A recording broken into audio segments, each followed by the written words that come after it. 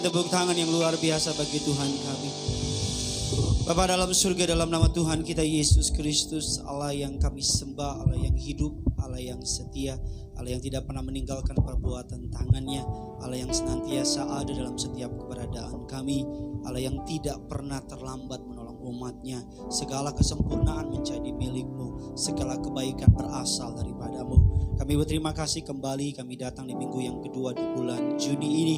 Kembali walaupun secara fisik kami dipisahkan, tapi secara roh tidak ada satupun yang dapat memisahkan kami dari kasih Allah yang ajaib. Sekalipun gedung gereja boleh ditutup, tapi tempat rumah Tuhan dibuka bagi siapapun. Oleh karena itu Tuhan ajar kami percaya kuasa yang sama ketika kami datang ke gereja. Kuasa tersebut juga hadir di rumah kami, di kamar kami, di jalan-jalan tempat kami menonton acara ini. Dimanapun kami menonton ibadah ini, kami percaya kuasa Tuhan terus bekerja, tetap bekerja sampai selama-lamanya. Oleh karena itu Tuhan, dengan segenap kerendahan hati hamba-Mu yang telah Engkau percayakan melayani di gereja-Mu yang kudus Tiberias, urapi setiap kata kalimat, ada tanda, ada kuasa, ada mukjizat. Hamba berdoa dengan segenap kerendahan hati, sungguh Bapa, tanpa-Mu hamba tidak mampu. Roh Kudus yang manis, yang lembut, penuhi setiap kata kalimat berasal dari kerajaan surga. Taruh perkataan-Mu dalam perkataanku, taruh isi hati-Mu dalam hatiku,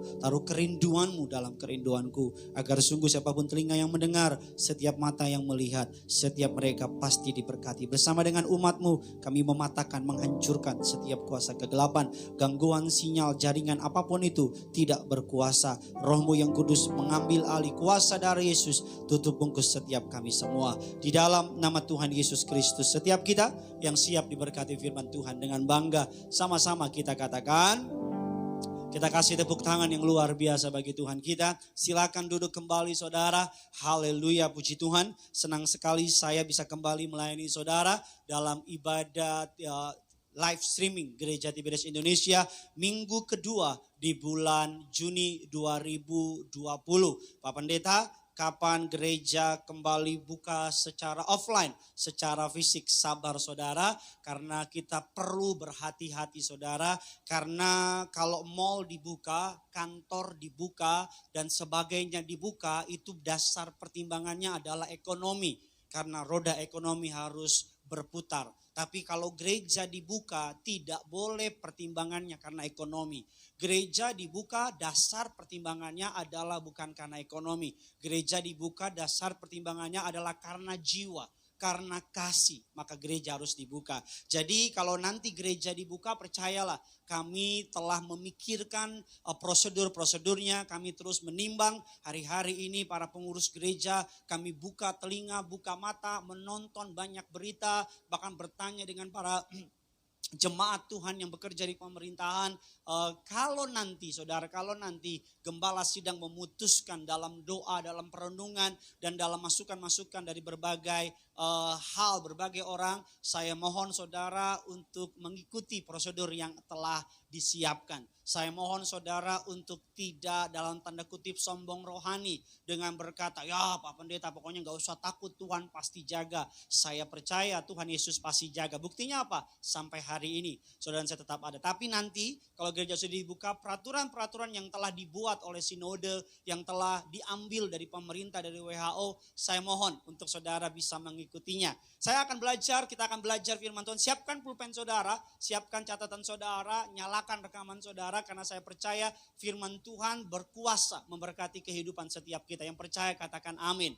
Tema khotbah saya pada siang hari ini adalah Growing in Christ, atau bertumbuh dewasa bagi Tuhan. Saya percaya ada kutipan yang menarik, bertambah tua itu otomatis. Bertambah tua itu otomatis. Saudara suka gak suka pasti bertambah tua. Saudara mau pakai ginseng ribuan tahun juga pasti bertambah tua. Saudara mau tarik sini, tarik sana, pasang benang di sini, benang layangan kalau perlu, pasti bertambah tua. Boleh mukanya kelihatan tambah muda, tapi secara usia bertambah tua. Bertambah tua itu otomatis, tapi bertambah dewasa itu pilihan. Saya ulang sekali lagi, bertambah tua itu otomatis. Saya banyak bertemu orang hari-hari ini usianya boleh tua, tapi dewasanya jauh dari kata dewasa. Saya banyak ketemu orang walaupun usianya masih sangat muda, yang pelayanan di tempat ini anak-anak masih sangat muda. Tapi ketika bicara mengenai firman, dewasa rohani. Makanya Tuhan mau saudara dan saya hari demi hari ada perubahan. Hari demi hari menjadi pribadi yang lebih baik. Jangan cuman otaknya, gajinya yang lebih baik. Jangan cuman otaknya, rumahnya yang lebih baik. Jangan cuman otaknya, perutnya lebih kurus. Bukan. Perkara-perkara itu sementara. Gaji sementara, jabatan sementara, rumah saudara, semewah-mewahnya rumah saudara, saudara tinggal, nanti saudara tinggal. Saudara akan tinggal di abadi, neraka apa surga. Seganteng-gantengnya saudara, secantik-cantiknya saudara, nanti akan saudara tinggal tubuh fisik itu. Sehebat-hebatnya talenta saudara, nanti akan saudara tinggal. Yang kekal surga dan neraka. Makanya bertumbuh dewasa itu adalah pilihan. Bertambah tua itu otomatis. Makanya saya doa, kemarin minggu lalu saya khotbah tentang the new normal. Saya berdoa agar masuk nanti ketika bisnis as usual, ketika kembali bekerja, masuk ke dalam marketplace, masuk ke dalam kantor, dalam studi dan sebagainya. Saya berdoa, saudara, waktu 3-4 bulan ini yang Tuhan beri, Tuhan makin mendewasakan kita, katakan amin. Tuhan makin membentuk kita menjadi pribadi yang apa? Serupa, segambar seperti Allah. Goalnya itu. Alkitab bilang digambar, di plan, dipersiapkan. Serupa, kita buka firman Tuhan. Biar saya gak panjang-panjang ngomong. Efesus 4 ayatnya yang ke-13 sampai dengan 15. Saya percaya firman Tuhan ini akan memberkati saudara. Saya sarankan saudara nonton 7 sesi. Nonton dari terbit matahari sampai tenggelamnya nonton. Perbanyak hari Minggu. Datang ke nonton live streaming, catat khotbahnya, bagiin ke teman-teman saudara. Agar saudara bukan hanya dikuatkan, tapi saudara dipakai Tuhan untuk menguatkan orang. Efesus 4, 13, 15. Silakan teman saya evangelis Nathanael Graneda. Sampai kita semua telah mencapai kesatuan iman dan pengetahuan yang benar tentang anak Allah, kedewasaan penuh dan tingkat pertumbuhan sesuai dengan kepenuhan Kristus. Sehingga kita bukan lagi anak-anak yang diombang-ambingkan oleh rupa-rupa angin pengajaran, oleh permainan palsu manusia dalam kelicikan mereka yang menyesatkan. Tetapi dengan teguh berpegang kepada kebenaran di dalam kasih, kita bertumbuh di dalam segala hal ke arah Dia, Kristus, yang adalah kepala. Dikatakan demikian sampai kita semua telah mencapai kesatuan iman dan pengetahuan yang benar tentang anak Allah.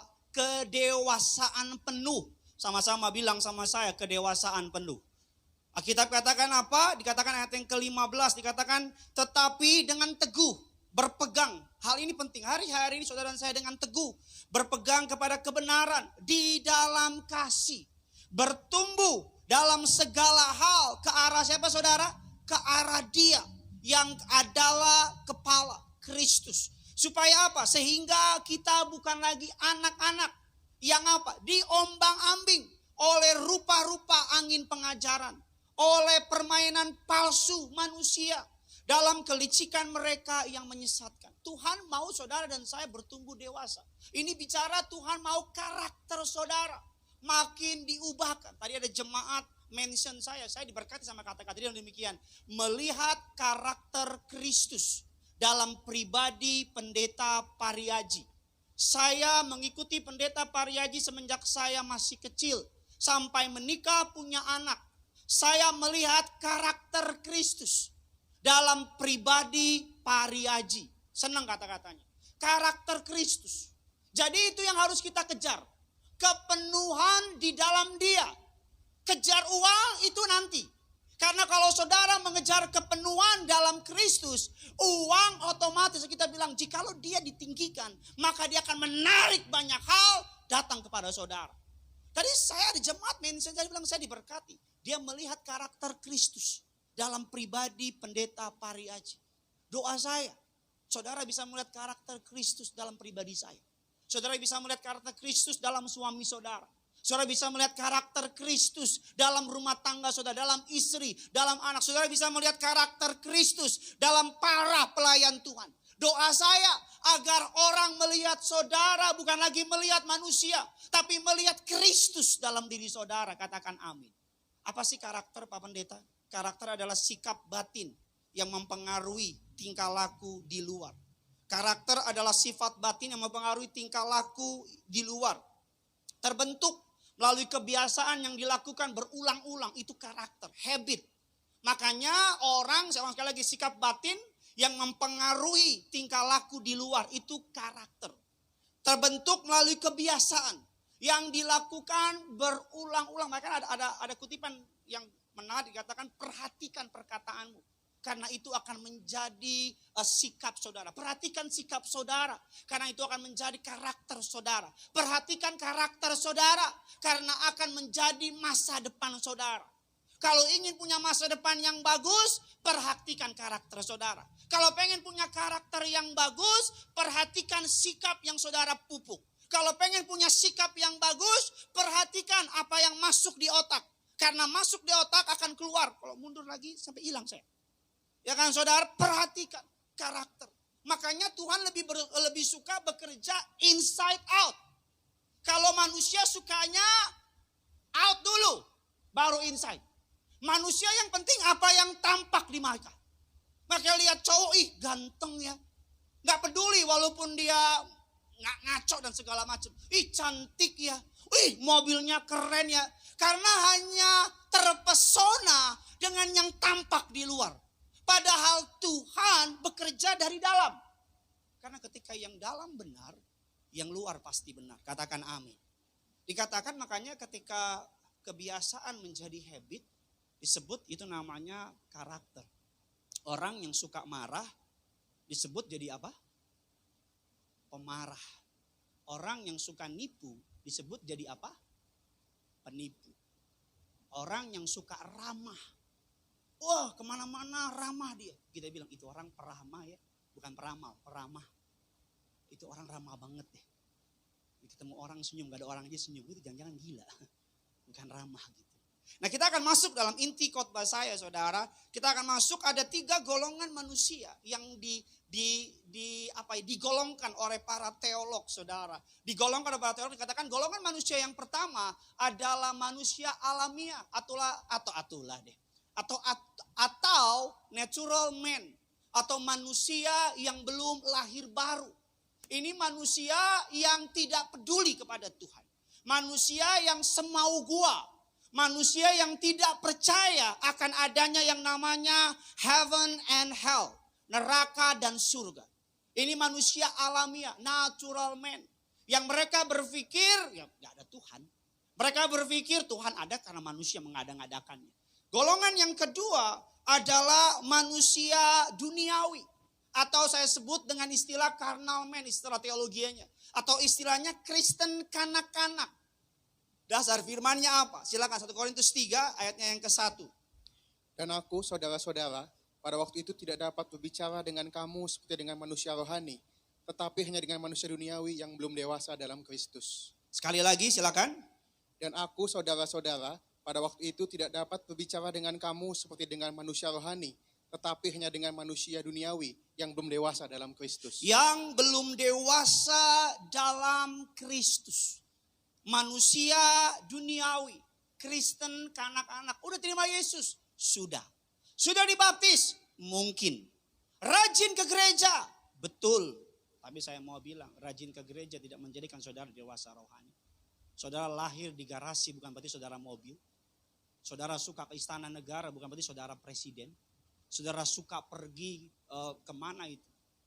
Karena yang menjadikan saudara pribadi dewasa rohani bukan sering ke gereja.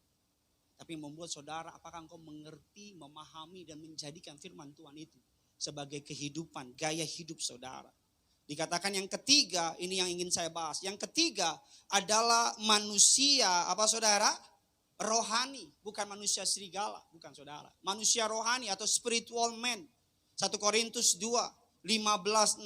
Tetapi manusia rohani menilai segala sesuatu. Tetapi ia sendiri tidak dinilai oleh orang lain. Ayat ke-16. Sebab siapakah yang mengetahui pikiran Tuhan sehingga ia dapat menasihati dia.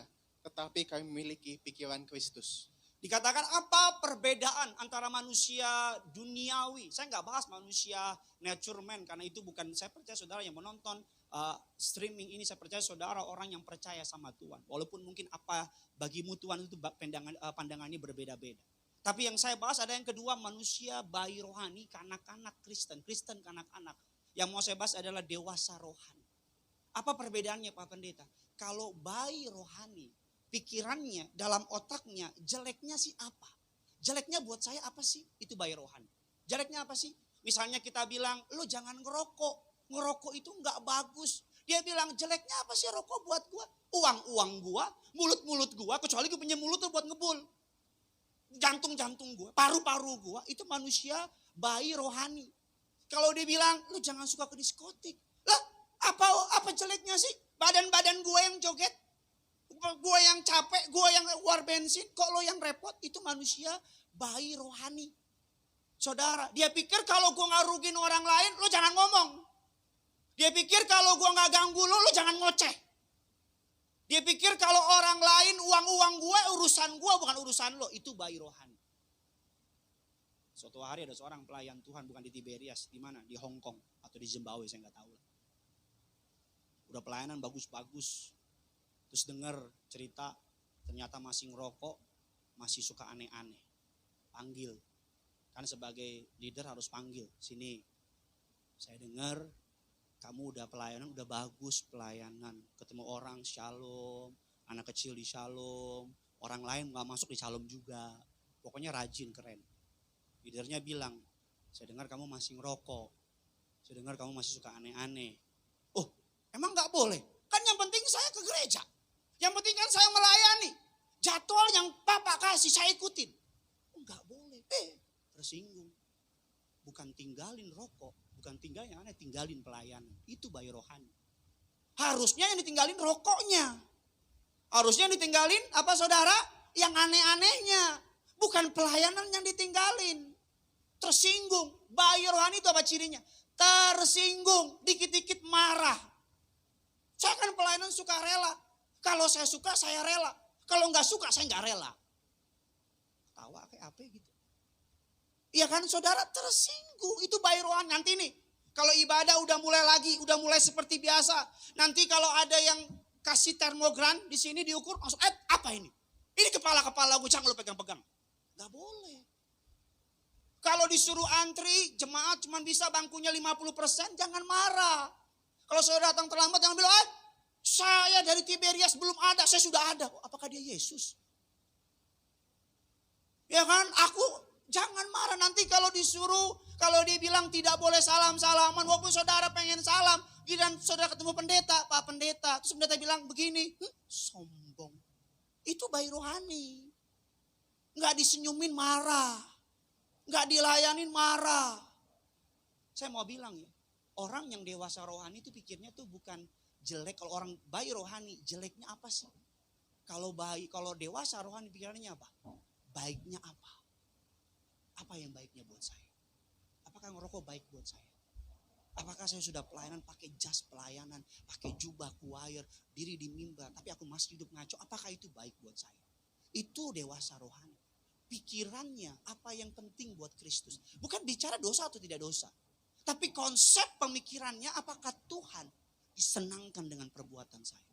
Apakah Tuhan bahagia lihat saya?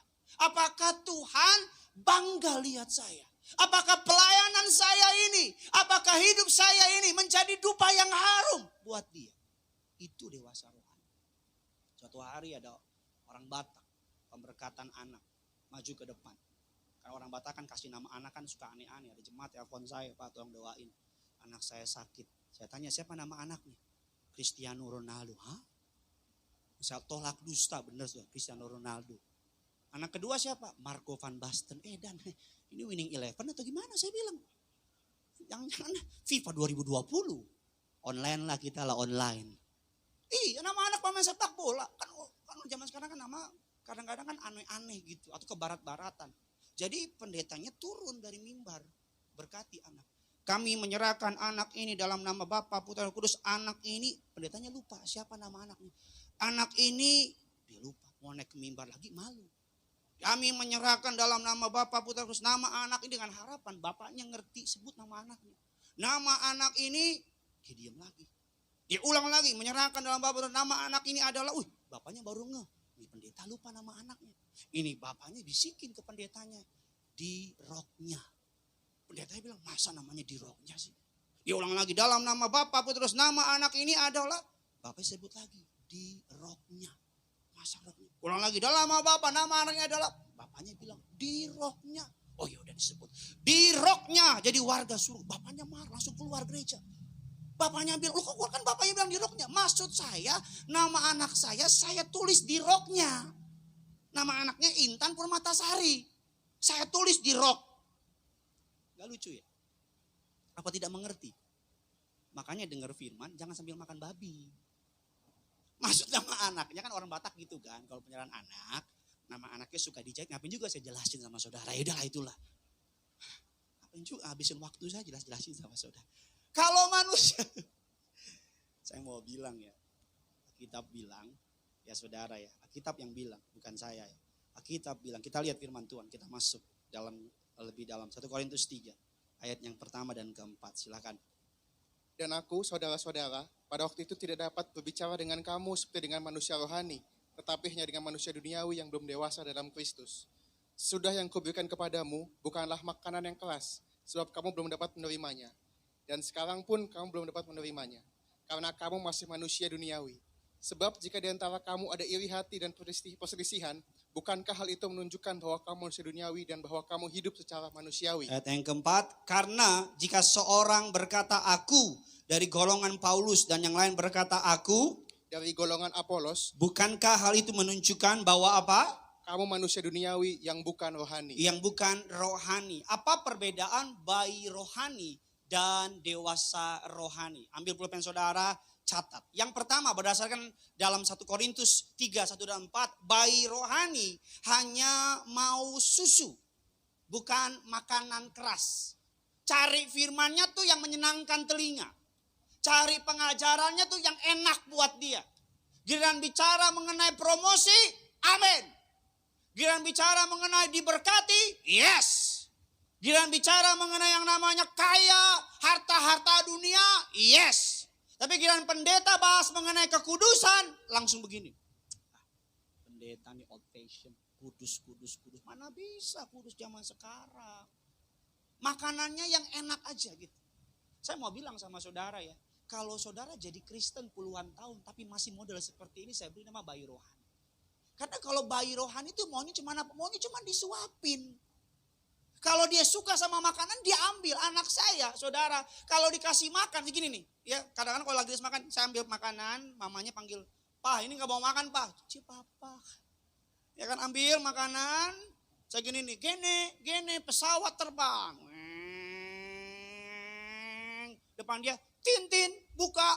Anak saya kata, lucu kan, anak kecil 3 tahun, 2 tahun lucu kayak begitu. Coba, saya 30 tahun mau makan, Tintin. Mama saya gitu, bukan ke mulut, ke pipi, pak. Lagi orang Batak. Anak 3 tahun kalau pakai dot, menggemaskan. Tapi anak 30 tahun pakai dot, mengerikan. Gila itu gila. Tuh, kalau saudara cuma dengar firman doang dari pendeta-pendeta, gak pernah buka Alkitab sendiri, gak pernah pelajarin Alkitab, maunya cuma disuapin doang, bayi rohani. Tapi Bapak Pendeta suka nonton YouTube pendeta, tetap kalau saudara nggak buka Alkitab, nggak masuk dalam perenungan pribadi lepas pribadi, baca Alkitab, renungin saudara. Karena ciri manusia dewasa rohani bukan cuma mau disuapin, tapi bisa makan sendiri. Manusia dewasa tuh bisa makan sendiri. Dia nggak butuh disuapin. Makanya perlu istilah orang seberang tuh katam. Kalau 1 hari 4 ayat aja, nggak sampai setahun udah beres Alkitab. Ini udah berapa bulan nih? Kau sentuh Alkitab, jangan cuma mau disuapin, jangan cuma mau enak doang, jangan. Kalau dewasa rohani, cirinya apa? Dewasa rohani, saudara, cirinya adalah apa, saudara? Bertumbuh dalam kebenaran firman Tuhan. Tolong ditampilkan, bertumbuh dalam kebenaran firman Tuhan. Artinya apa? Dia tuh gak puas sama pemaparan pendeta. Dia punya waktu pribadi lepas pribadi. Dia buka Alkitab dia. Maaf ya. Seminggu cuma diandalkan pertemuan imanmu dengan 2 jam di gereja. Makanya nih para pelayan Tuhan, jangan sampai engkau jungkir balik melayani tapi engkau kosong. Jangan sampai engkau jungkir balik melayani tapi gak pernah kutak-katik. HP di kutak-katik, Alkitab di utak-atik. Saking seringnya kutak-katik HP, HP-nya sampai kotor. Tapi Alkitab bersih, dia bangga lagi, Alkitab saya bersih Pak Pendeta. Saya punya dosen saya bilang kalau Alkitabnya kotor, banyak coretan, banyak catatan, hatinya bersih. Tapi kalau Alkitabnya bersih, sama sekali bersih kayak baru gitu, bahkan diplastikin masih, cenderung hatinya kotor. Pelajari Alkitab. Makan sendiri, belajar. Ambil waktu, bayar harga, baca Alkitab. Saya pernah ngajar dan masih ngajar di STT Tiberias. Yang pengen sekolah teologi ya, daftar STT Tiberias. Saudara, dengan guru-guru berkualitas. Dari luar negeri, luar angkasa, dan dari mana-mana. Ada pengerja atau mahasiswa tanya, Pak Pendeta, saya mau tanya. Tanya apa? Saya bilang, iya, Adam itu lahir punya pusar enggak? Adam punya pusar. Maksudnya apa? Kan manusia lahir ada pusarnya Pak Pendeta. Ada tali, apa tuh namanya itu? Tali layangan bukan ya? Adam gitu. Ya orang kalau dewasa ini kan begitu. Istilahnya tuh pengen tahu. Pak Pendeta jelaskan Allah Tritunggal. Mungkin minggu depan atau tengah minggu saya mau khotbah Allah Tritunggal. Jadi enggak. Tapi udah disiapin saudara. Ada juga yang tanya, Pak Pendeta, istrinya Kain itu siapa? Oh, Alkitab kan gak sebut Pak Pendeta. Dari mana pertumbuhan mereka? Bagaimana Kain dan Habel bisa punya keturunan dan sebagainya? Saya bilang kemungkinan besar para penafsir, para sekolah teologi, para sarjana teologi beranggapan Kain menikah dengan adiknya. Jadi istrinya Kain kemungkinan besar adiknya. Ada dasar ayatnya. Ya itu kan penafsiran saya bilang. Loh, dasar ayatnya Pak Pendeta mana? Saya bilang udah gini aja. Alkitab bilang, lu urus istri lo, gue urus istri gue. Urus istri Kain, urusan Kain bukan urusan kita. Urus istri masing-masing gitu. Daripada ribut kita. Amin. Orang yang dewasa rohani itu lapar dan haus akan firman. Makanya Daud bilang apa? Aku merindukan firman. Aku haus akan firman. Kalau udah sampai setua ini, khatam Alkitab aja gak pernah sekali, harusnya koma. Tapi baca komik, baca novel, lewat. Nonton drama Korea, King Eternal, Monarchy Eternal. Wih, tamat. Crash Landing on You, dalam tempo sesingkat-singkatnya, dalam waktu cepat-cepatnya, tamat. Nonton apa lagi? Semua drama Korea, tamat. Hi bye mama, hi bye papa, hi bye you, tamat. Baca Alkitab dari Tuhan selamatkan sampai hari ini belum tamat. Giliran nonton Crash Landing on You, mata on. Tidak bisa ngantuk. Baru buka dikit pada mulanya, baru sampai pada mulanya langsung tidur. Alkitab menjadi obat tidur. Ada banyak orang baca novel yang sulit ngerti. Baca bahasa Inggris ngerti. Giliran baca firman gak ngerti. Karena kenapa? Ininya bayi rohani. Saya gak bilang nonton drama Korea salah, saya masih nonton kok. Kan potongan rambut saya meniru drama Korea. Dari Korea Utara. Tapi jangan gitu dong. Yang sementara kau bayar harga. Kau yang kekal kau gak bayar harga. Yang bayar listrikmu kan Tuhan. Yang kasih kenyamanan kan Tuhan. Masa engkau bisa jungkir balik buat perkara dunia. Buat baca firman Tuhan gak bisa jungkir balik. Paksa dirimu, latih dirimu. New normal. Normal yang dulu gak baca Alkitab. New normal apa? Baca Alkitab. Normal yang dulu tidur gak doa. Pergi rumah gak doa. Normal yang baru apa? Keluar harus doa, bangun harus doa. New normal. Normal yang dulu sembarangan sama Tuhan. New normal gak sembarangan. Berikutnya, bayi rohani dikatakan apa saudara? Berkelompok atau suka bertengkar. Sedangkan dewasa rohani saling mengasihi saudara seiman. Orang kalau dewasa rohani udah gak pusing lagi suku latar belakang ras udah gak pusing. Bukan lagi orang Batak kumpul sama orang Batak. Gerombolan orang Batak. Orang Chinese sama orang Chinese. Teh poci, tempat nongkrong orang Chinese. Orang Ambon sama orang Ambon. Orang Manado, orang kalau udah dewasa rohani. Saudara, sesuai lagu KTP ku tak pandang. Asal kau berdiri di atas firman. Bila hatimu seperti hatiku, maka engkau apa? Saudara dan saudariku. Dia gak pusing lagi. Isai keluarmu. Satu mar. Kumpul Batak kanan, Manado kiri, Chinese tengah, Ambon kan. Wih, semua masing-masing gak mau gabung. Gak boleh. Orang kalau dewasa rohani udah gak rasis. Udah gak pusing. Orang kalau dewasa rohani, kalau anaknya deket yang bukan satu suku, asal cinta Tuhan dan bertanggung jawab, maju tak gentar. Membela. Kalau gak maju, kalau gentar gak maju-maju. Nikah. Orang kalau dewasa rohani, temenan gak lihat-lihat suku lagi. Orang kalau dewasa rohani, gak pikir, gue Apolos, lu Paulus. Gak ada, gak bisa. Orang kalau dewasa rohani udah gak pusing. Gak pusing. Bagi mereka asal engkau cinta Yesus, engkau saudara.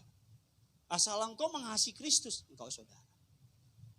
Makanya Tiberias Papariaji diperintahkan Tuhan. Tuhan yang perintah Papariaji. Lagu semua MC wajib menyanyikan KTP. Bukan kartu tanda penduduk, bukan. Tapi ku tak pandang. Kalau ada MC gak nyanyi KTP, wow. Itu bisa celaka 12. MC harus nyanyi KTP. Bahkan di Gelora Bung Karno dinyanyiin ku tak pandang.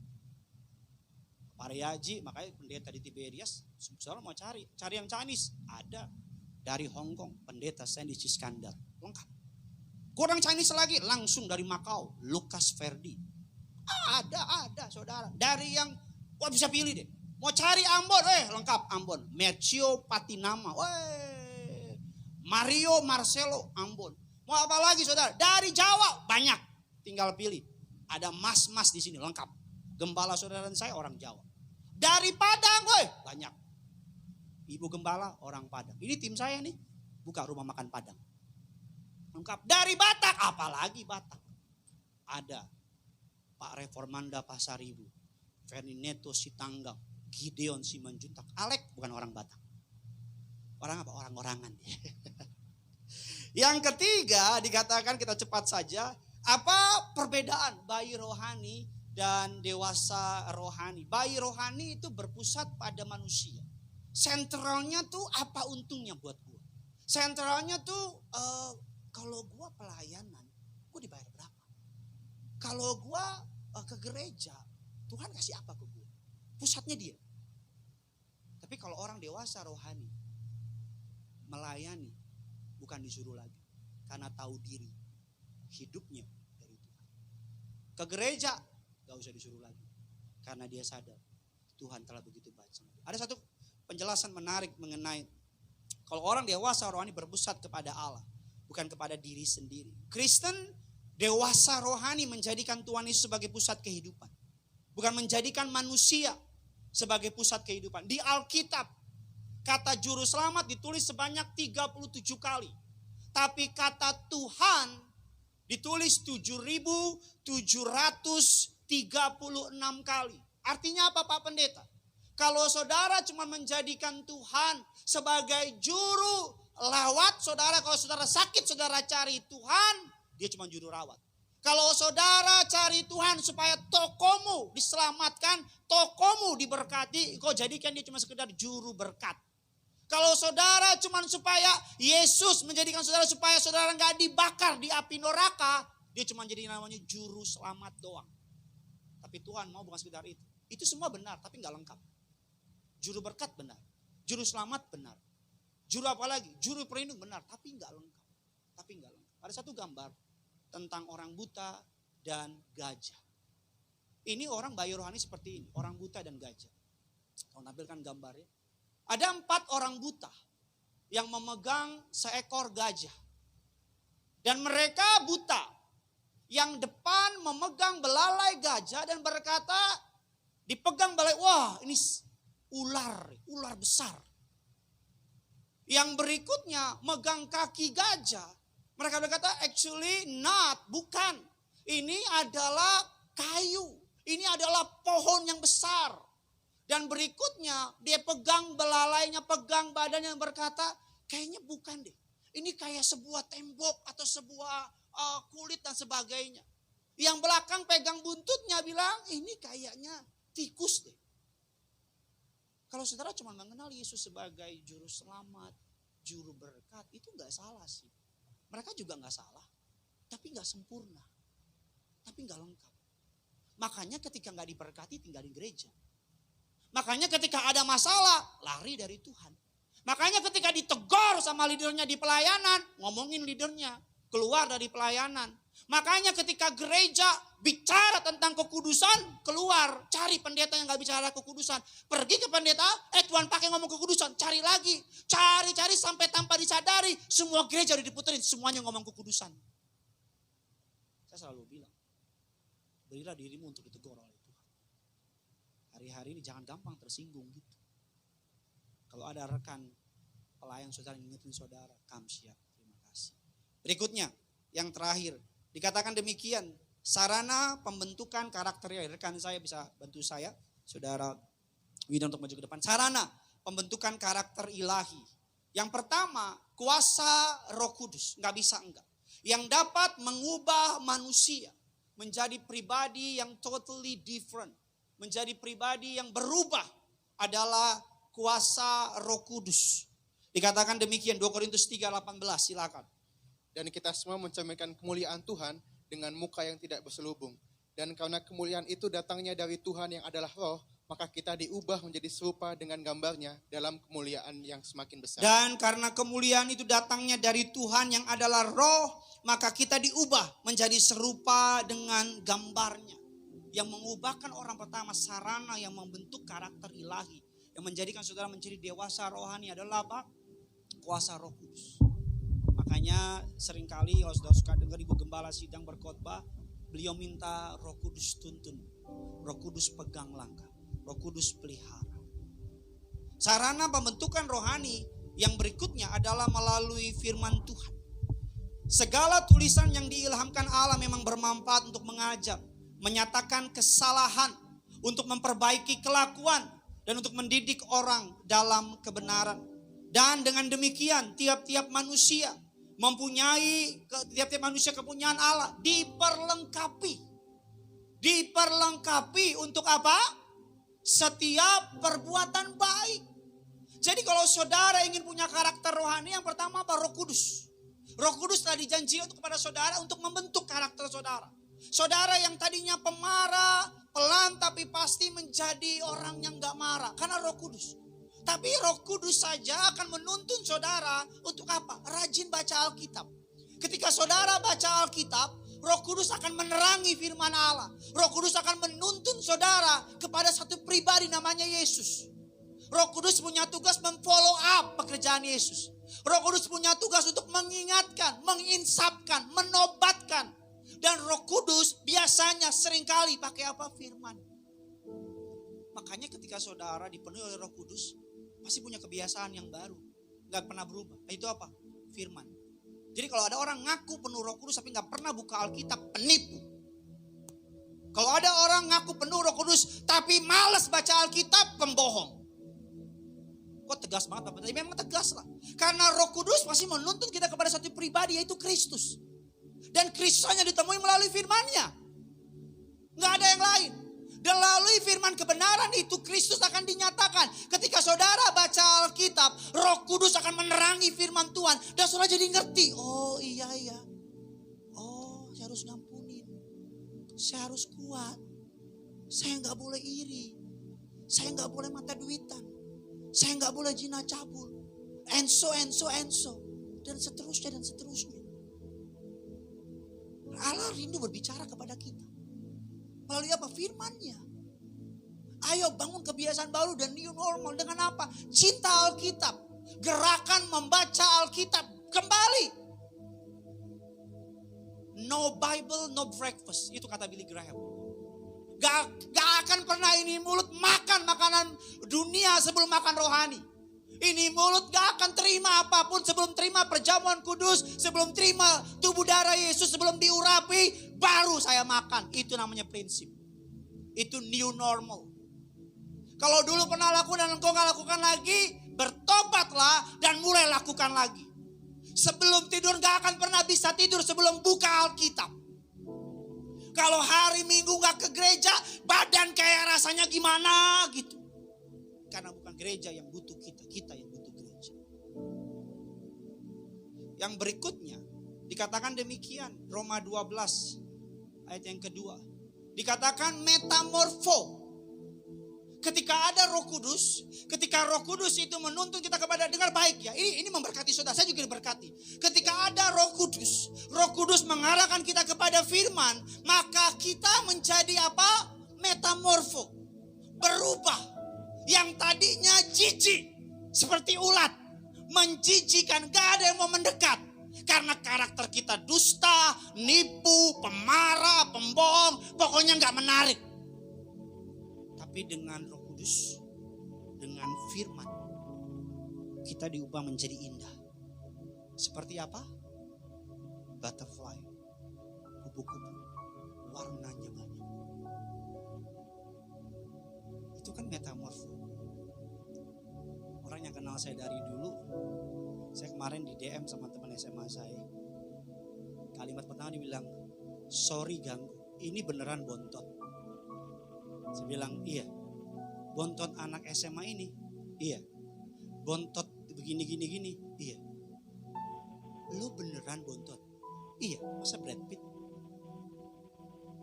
Dia langsung bilang, gila. Gila kenapa saya bilang? Dulu gue ajakin persekutuan doa, malas minta ampun. Segala alasan. Dulu diajakin ke gereja, malas. Dulu terkenal. Kalau punya masa lalu buruk jangan malu lah, gak apa-apa. Semua orang punya masa lalu. Yang penting apa? Jangan masa depannya sama masa lalu. Itu namanya bodoh namanya. Semua orang punya masa lalu. Ya udahlah. Kalau dia bertobat, stop. Jangan diurusin lagi. Amin. Berikutnya dikatakan demikian. Yang mengubahkan kita adalah kuasa doa. Baca firman, Roh Kudus akan menuntun kita kepada, saya ngajar yang praktikal sama saudara. Dipenuhi Roh Kudus. Roh Kudus akan membuat kita mencintai firman-Nya. Ketika kita mencintai firman, kita berdoa dengan knowledge. Kita berdoa tahu firman. Beda loh, orang yang doa gak tahu firman sama orang yang doa tahu firman. Kalau orang doa gak tahu firman gini, Tuhan, kau dengar doa aku gak sih? Gak tahu firman. Orang kalau gak tahu firman gini, Tuhan, kau ada gak sih? Gak tahu firman. Orang kalau gak tahu firman doanya begini, Tuhan, aku takut, aku gak ngerti. Gak tahu firman. Tapi kalau orang tahu firman, dipenuhi Roh Kudus, dia akan bilang, sekalipun aku gak merasakan hadirat-Mu di sekitar aku tetap percaya Engkau ada, Engkau berdaulat atas hidupku. Orang kalau tahu firman, sekalipun secara fisik aku takut, tapi aku tahu Engkau Immanuel, Engkau beserta aku. Orang kalau baca gak tahu firman, doanya gini, Tuhan, aku mau dia. Pokoknya harus dia. Kalau Tuhan gak kasih, awas. Gak tahu firman. Tapi kalau orang tahu firman, dewasa rohani, ketika kehendak kita ketemu sama kehendak Tuhan, kita bilang, biar saya yang kalah, biar kehendak saya yang kalah, biar kehendak-Mu yang jadi dalam hidupku. Tahu firman.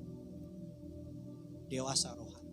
Ketika kehendak-Mu ketemu dengan kehendak Allah, Engkau akan bilang enggak. Jangan sampai kehendak-Mu jadi, karena kita tahu kehendak kita menuntun kepada kebinasaan. Kehendak kita menuntun kepada kehancuran. Tapi kita sadar, biar kehendak-Mu, biar kehendak saya yang kalah, biar saya yang kalah, Engkau yang menang.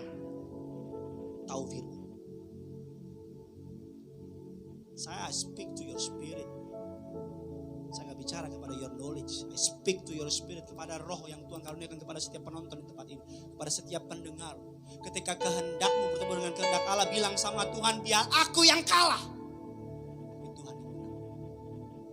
Batalkan rencanaku dalam hidupku, biar hanya rencana-Mu yang jadi. Katakan amin. Ketika kehendak-Mu ketemu dengan kehendak Allah, bilang sama Tuhan, dia harus semakin bertambah, aku harus semakin berkurang.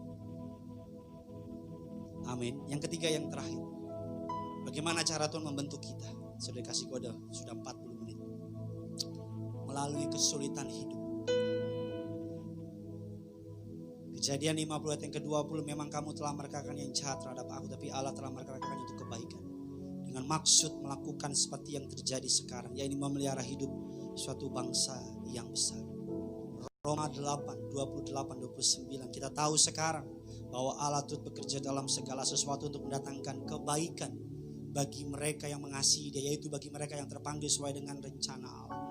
Kata kebaikan di sini bukan hanya bicara duit, bukan hanya rumah yang lebih gede, tapi kata kebaikan di sini refer ke angka ayat 29. Kata kebaikan di sini ke angka 29. Sebab semua orang yang dipilihnya dari semula, mereka juga ditentukannya dari semula untuk menjadi apa? Serupa dengan apa? Gambar anaknya, supaya anaknya itu menjadi yang sulung di antara banyak saudara.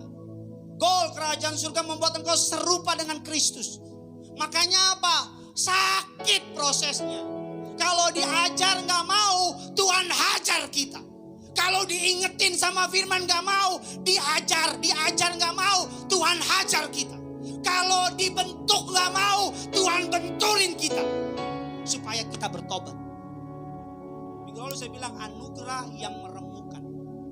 Anugerah gak selalu mendatangkan sukacita. Kadang-kadang anugerah pertama kali membuat kita menangis. Yang paling kita sayang Tuhan ambil. Yang paling kita nyaman Tuhan ambil. Yang paling membuat kita suka Tuhan ambil. Di obok-obok kita punya daerah nyaman. Kita punya kesukaan diguncang sama Tuhan. Awalnya nangis. Tapi kalau engkau setia sama proses, engkau akan melihat tangan Tuhan yang kuat bekerja. Selamat hari Minggu. Tuhan Yesus memberkati. Sama-sama bangkit berdiri, kita datang sama Tuhan. Kalau banyak yang diberkati firman Tuhan, bisa lambaikan tangan saudara.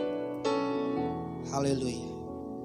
Sama-sama kita datang sama Tuhan. Pegang tangan istrimu, pegang tangan anak-anak saudara, suami saudara. Datang sama Tuhan.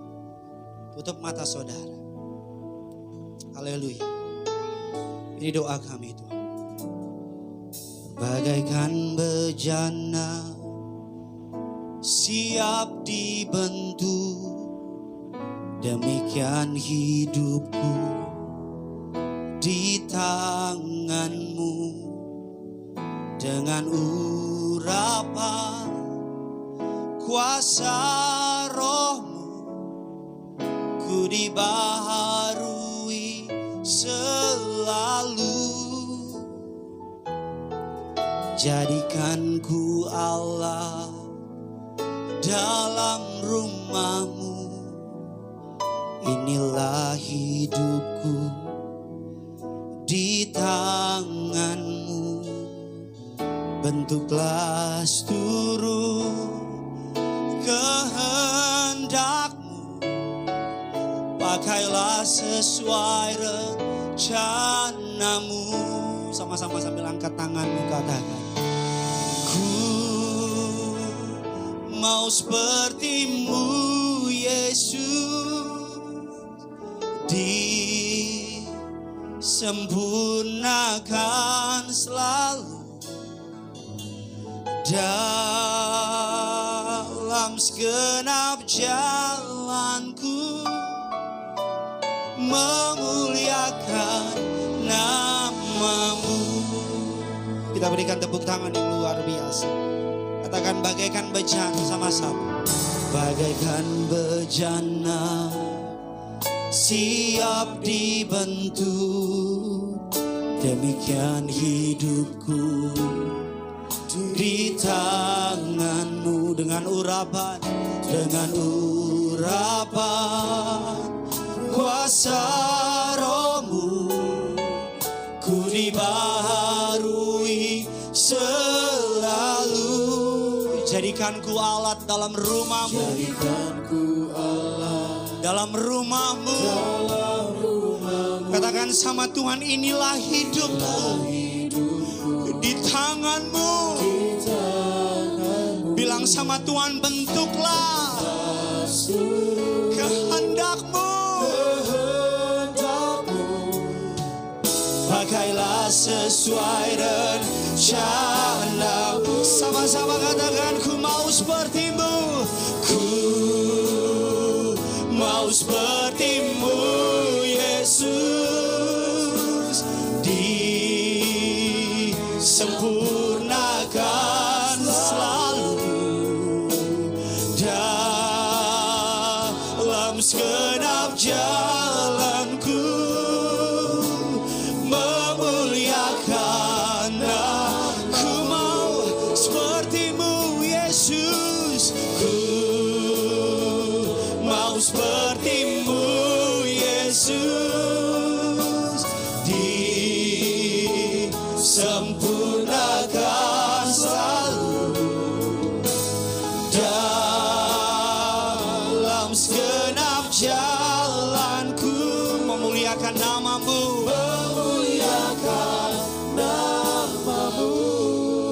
musik malun dengan lembut.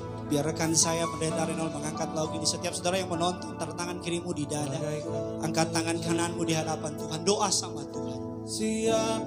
Bilang sama Tuhan, aku siap dibentuk. Bilang sama Tuhan, bukan aku lagi yang punya, tapi Tuhan yang punya hidupku. Biar urapan rohmu yang kudus. Bilang sama Tuhan, barui aku selalu. Hari ini minta sama Tuhan, jadikan kita Allah. Jadikanku Allah dalam rumah. Bilang sama Tuhan, inilah hidupku. Di tanganmu. Dengan rela hati bilang, bentuklah. Bentuklah semau-maunya Tuhan, sesuka-sukanya Tuhan. Pakailah sesuai rencanamu. Katakan, ku mau sepertimu Yesus. Ku mau sepertimu Yesus. Disempurnakan selalu